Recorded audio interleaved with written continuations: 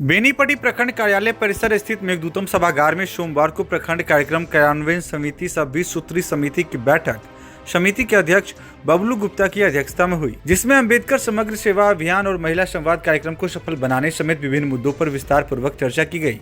बैठक से पहले विधायक विनोद नारायण झा ने 20 सूत्री समिति के कार्यालय का उद्घाटन दीप जलाकर किया।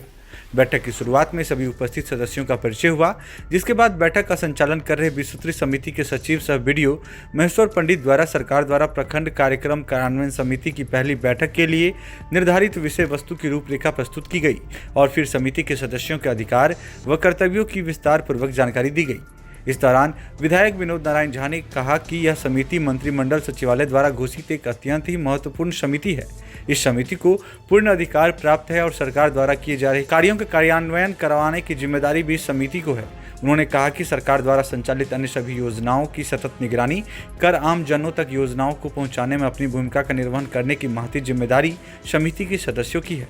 सरकार द्वारा कराए जा रहे विभिन्न विभागों के 90 से अधिक कार्यों की देखरेख करने की जिम्मेदारी सरकार द्वारा सौंपी गई है, इसलिए यह जरूरी है कि आप सभी अपने दायित्वों को बेहतर तरीके से निर्वहन करेंगे।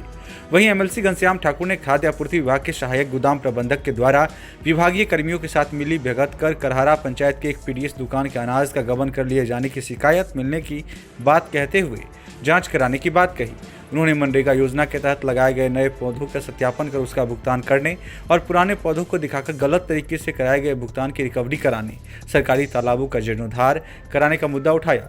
साथ ही अतिक्रमण खाली कराने में अंचल प्रशासन द्वारा लापरवाही बरते जाने पर भी नाराजगी व्यक्त की, जबकि जदयू नेता संजीव कुमार झा मुन्ना द्वारा सड़क निर्माण कार्य में संवेदक द्वारा ओपीसी ग्रेड के बजाय पीपीसी ग्रेड के सीमेंट का उपयोग करने का मुद्दा उठाते हुए जाँच की आवश्यकता जताई। उन्होंने कहा कि अगली बैठक में पिछले 2 वर्षों में निर्मित हुई सभी सड़कों में जहां फ्लैंक निर्माण हुआ है, इसकी सूची उपलब्ध कराने की बात कही। साथ ही बेनीपट्टी उमगांव सड़क में खनुआ टोल स्थित क्षतिग्रस्त पुल के पास ब्रेकर नहीं होने के कारण लोहे की बैरियर से टकराने से 3 लोगों का मामला भी उठा। बैठक में मौजूद अन्य सदस्यों के द्वारा पीएम आवास योजना के सर्वे में छूटे हुए पात्र लोगों को जियो टैग कराने व ठप पड़े नल जल योजना को सुचारू कराने समेत कई मुद्दों पर चर्चा की गई। इस मौके पर professor Madan Kumar Karn, PO Sanjeev Ranjan Mishra, MO Rohit Ranjan, BPRO Madhukar Kumar, प्रखंड सांख्यिकी पदाधिकारी Devnarayan Mahto, BAO Naushad Ahmad, Bank of India के बनकट्टा शाखा के मैनेजर देवानंद मिश्र, आलोक कुमार झा, रंजन कुमार, बीसीओ सुरेश राम, पशु चिकित्सा पदाधिकारी ललन कुमार, जीविका बीपीएम प्रणवतोष मिश्र, कल्याण पदाधिकारी मोहम्मद सैफुल्लाह, चंद्रभूषण चंदन, अमित कुमार, जदयू प्रखंड अध्यक्ष प्रदीप झा बासु, ओम प्रकाश कुमार, विनोद कुमार, रामहित यादव, नरेश यादव, विनोद मंडल, अशोक कामत व मोहम्मद नथाफ समेत अन्य लोग भी मौजूद रहे। बिहार सरकार के मंत्रिमंडल सचिवालय द्वारा बेनीपट्टी के लिए 20 सूत्री का गठन किया गया।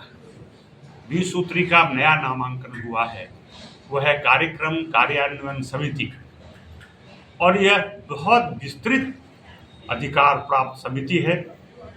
यह सरकार द्वारा चलाए जा रहे सभी कार्यक्रमों का समीक्षा करने का अधिकार है, उसकी प्रगति रिपोर्ट लेने का, और बैठकों में सभी अधिकारी प्रगति रिपोर्ट इस कार्यक्रम कार्यान्वयन समिति को समर्पित करेंगे।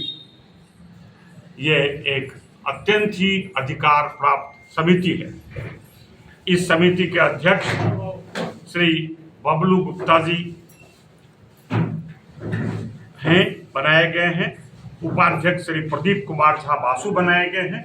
सदस्य ग्रुप में श्री मदन कुमार कर्ण, श्री चंदन ठाकुर, श्री संजय कुमार मिश्र, श्री नरेश यादव, श्री धनेश्वर राम, श्रीमती वंदना झा, श्री सरोज सिंह, श्री विनोद मंडल, श्री रामहित यादव, श्री संजीव कुमार झा, श्री नसीम नद्दाफ, श्रीमती रानी झा, अशोक कामत। साथ साथ प्रखंड से लोकसभा सदस्य, इसके पदेन सदस्य होंगे। इसके अतिरिक्त इस प्रखंड में राज्यसभा के यदि सदस्य हों, जिनका ये गृह प्रखंड है, वो सदस्य होंगे। विधानसभा के सदस्य पदेन सदस्य होंगे। विधान परिषद के सदस्य पदेन सदस्य होंगे। पंचायत समिति की अध्यक्ष पदेन सदस्य होंगी। अनुमंडल स्तरीय सभी प्रशासनिक तकनीकी पदाधिकारी सहित प्रखंड के सभी क्षेत्रीय तकनीकी पदाधिकारी सदस्य होंगे। प्रखंड कार्यक्रम के विभिन्न बैंकों एवं शाखा प्रबंधक पदेन सदस्य होंगे। अंचल अधिकारी पदेन सदस्य होंगे और प्रखंड विकास पदाधिकारी इसके सचिव होंगे। मैंने अभी आपको बताया इसकी पूरी कार्य योजना अभी की बैठक में माननीय प्रखंड विकास पदाधिकारी जी लोगों को सूचित करेंगे। जितने भी कार्यक्रम राज्य सरकार द्वारा चलाए जा रहे हैं, सारे कार्यक्रमों का विधिवत रूप से समीक्षा का अधिकार है। थोड़ा विलंब हुआ है, लेकिन ये लगातार 3 बैठकें अगस्त तक होंगी, तो उसके बाद उम्मीद है कि जब आचार संहिता लग जाए तो दिक्कत होगी। इस बीच ये कार्यक्रम चलेगी और बैठक में इसकी विस्तृत जानकारी कार्यक्रम कार्यान्वयन के बारे में दी जाएगी।